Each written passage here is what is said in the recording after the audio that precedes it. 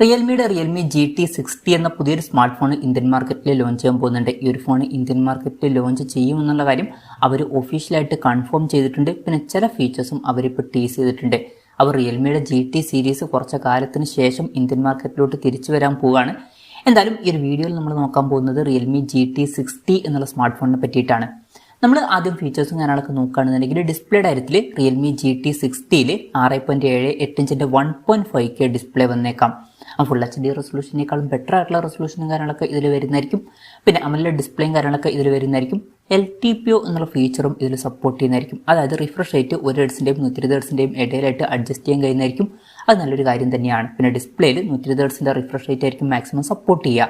360 ഹെർട്സിൻ്റെ touch sampling റേറ്റും ഇതിൽ വരുന്നതായിരിക്കും. ചിലപ്പം ഇതിൽ 2500 ഹെർട്സിൻ്റെ ഇൻസ്റ്റന്റ് ടച്ച് സാമ്പിളിംഗ് റേറ്റ് എന്നുള്ള ഫീച്ചറും വന്നേക്കാം. പഞ്ചോൾ ഡിസൈനും കാര്യങ്ങളൊക്കെ വരുന്നതായിരിക്കും. പഞ്ചോൾ വരിക ടോപ്പ് സെൻറ്റർ ഭാഗത്തായിട്ടായിരിക്കും. 10 ഡിസ്പ്ലേ പോലുള്ള ഫീച്ചേഴ്സും കാര്യങ്ങളൊക്കെ ഡിസ്പ്ലേയിൽ വരും. പിന്നെ 2160 ഹെർട്സിൻ്റെ PWM ഡിമ്മിംഗ് എന്നുള്ള ഫീച്ചറും ഇതിൽ വരുന്നതായിരിക്കും. പീക്ക് ബ്രൈറ്റ്നസ് വരിക 6000 നിറ്റ്സ് ആയിരിക്കും. വളരെ കൂടിയൊരു പീക്ക് ബ്രൈറ്റ്നസും കാര്യങ്ങളൊക്കെ ഇതിൽ വരുന്നതായിരിക്കും. ഗൊറില്ല ഗ്ലാസ് വിക്ടസ് 2ൻ്റെ പ്രൊട്ടക്ഷനും കാര്യങ്ങളൊക്കെ ഇതിൽ വരും. വളരെ മികച്ചൊരു പ്രൊട്ടക്ഷനും ഫോണിൻ്റെ ഫ്രണ്ടിൽ വന്നേക്കാം. അപ്പം നല്ലൊരു ഡിസ്പ്ലേ ഫീച്ചേഴ്സും കാര്യങ്ങളൊക്കെ ഈ ഫോണിൽ വരാൻ സാധ്യതയുണ്ട്. പിന്നെ ഇൻ ഡിസ്പ്ലേ ഫിംഗർ പ്രിന്റ് സെൻസറും കാര്യങ്ങളൊക്കെ ഈ ഫോണിൽ വരുന്നതായിരിക്കും. IP65 റേറ്റിംഗ് ഇതിൽ സപ്പോർട്ട് ചെയ്തേക്കാം. ഇനി പ്രോസസ്സറിൻ്റെ കാര്യം പറയുകയാണെന്നുണ്ടെങ്കിൽ സ്നാപ്ഡ്രാഗൺ 7+ Gen 3 എന്ന പ്രോസസ്സറുമായിട്ടായിരിക്കും ഈ ഒരു സ്മാർട്ട് ഫോൺ വരിക. ഈ ഒരു പ്രോസസ്സറായിരിക്കും ഈ ഫോണിൽ വരിക എന്നുള്ള കാര്യം അവർ ഒഫീഷ്യലായിട്ട് തന്നെ ടീസ് ചെയ്തിട്ടുണ്ട് ഇന്ത്യൻ മാർക്കറ്റിൽ.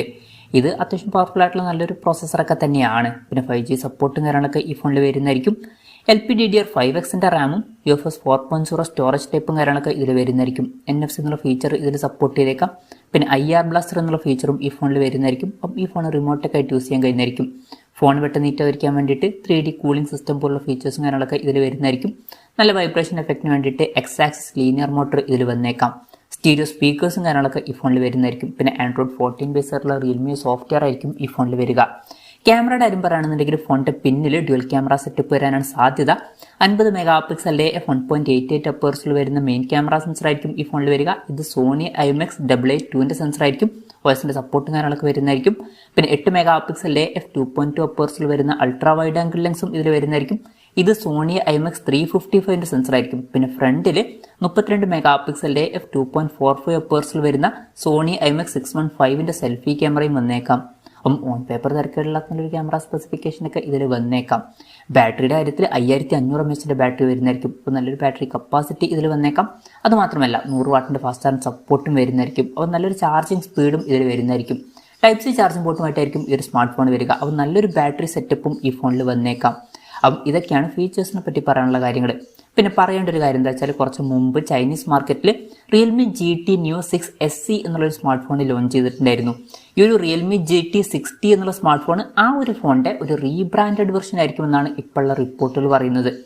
ഇനി ഇന്ത്യൻ മാർക്കറ്റിൽ എന്നായിരിക്കും ഈ ഫോൺ ലോഞ്ച് ചെയ്യുക എന്ന് വെച്ചാൽ ഇന്ത്യയിലെ ലോഞ്ച് ഡേറ്റും കാര്യങ്ങളൊന്നും ഇപ്പോൾ കൺഫേം ആയിട്ടില്ല. അതിനെ പറ്റിയിട്ടുള്ള ന്യൂസുകളൊക്കെ വരുമ്പോൾ അതിനെ പറ്റിയിട്ടുള്ള വീഡിയോസൊക്കെ നമ്മൾ ചെയ്യുന്നതായിരിക്കും. അതുപോലുള്ള വീഡിയോസ് കാണാൻ താല്പര്യമുണ്ടെന്നുണ്ടെങ്കിൽ ഈ ചാനൽ സബ്സ്ക്രൈബ് ചെയ്യാവുന്നതാണ്.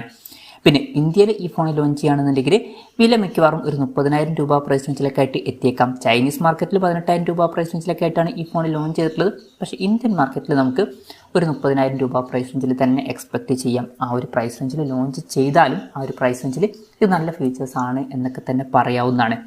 എന്തായാലും റിയൽമിയുടെ റിയൽമി GT60 എന്ന പുതിയൊരു സ്മാർട്ട് ഫോൺ ലോഞ്ച് ചെയ്യാൻ പോകുന്നുണ്ട്. ഈ ഒരു ഫോണിനെ പറ്റിയിട്ടുള്ള നിങ്ങളുടെ അഭിപ്രായം ജസ്റ്റ് ഒന്ന് കമൻറ്റ് ചെയ്യുക. അതുപോലെ തന്നെ ഈ ഒരു സ്മാർട്ട് ഫോൺ ഇന്ത്യൻ മാർക്കറ്റിൽ നിങ്ങൾ ഏത് പ്രൈസിങ്ങിലാണ് എക്സ്പെക്റ്റ് ചെയ്യുന്നത് എന്നുള്ള കാര്യം കൂടി ജസ്റ്റ് ഒന്ന് കമൻറ്റ് ചെയ്യുക.